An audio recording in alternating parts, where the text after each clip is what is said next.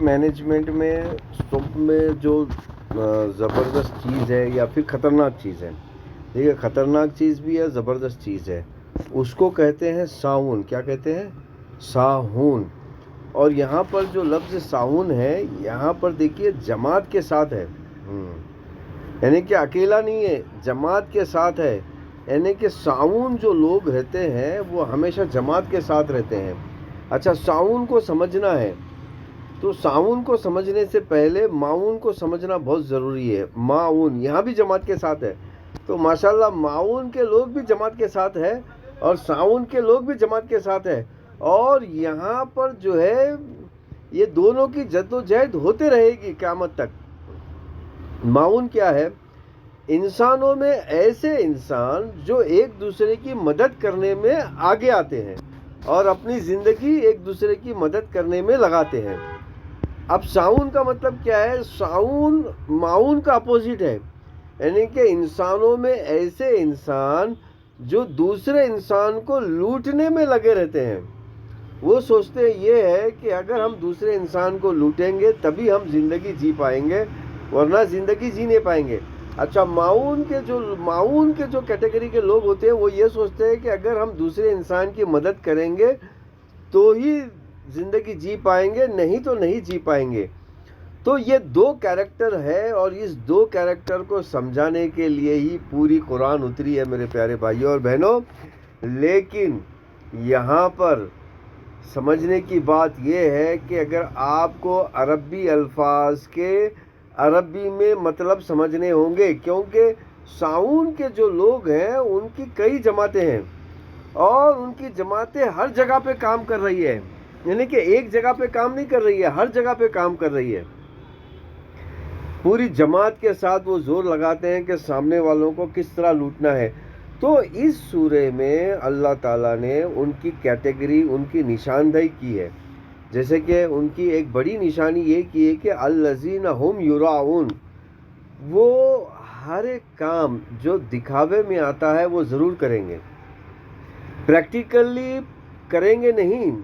دیکھیں یہاں پر یراؤن کو سمجھنا ہے، اور وہ بھی جماعت کے ساتھ، یعنی کہ وہ جماعت کے ساتھ ایسا شو کریں گے کہ بھئی ہم جو ہے دین کا کام کر رہے ہیں، ہم لوگوں کی بھلائی کا کام کر رہے ہیں.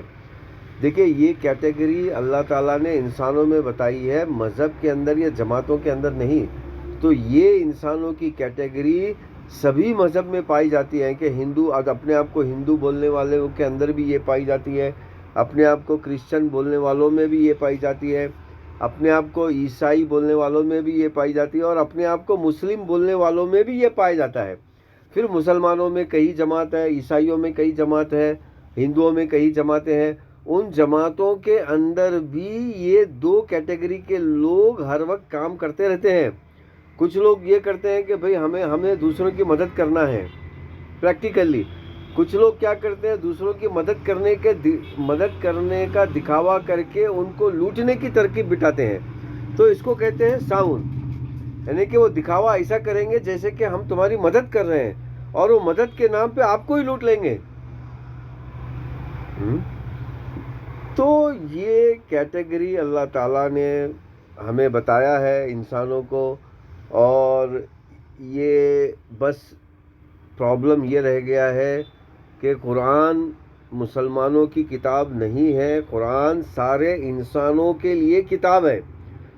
جو پریکٹیکلی اس پہ عمل کرتا ہے اس کو مسلمان کہتے ہیں، لیکن کچھ چالاک مسلمان اس کو مسلمان کی کتاب بتا کر نان مسلم کو پڑھنے کا موقع نہیں دیتے، کیونکہ یہ مسلمان انسانوں کی کتاب ہے.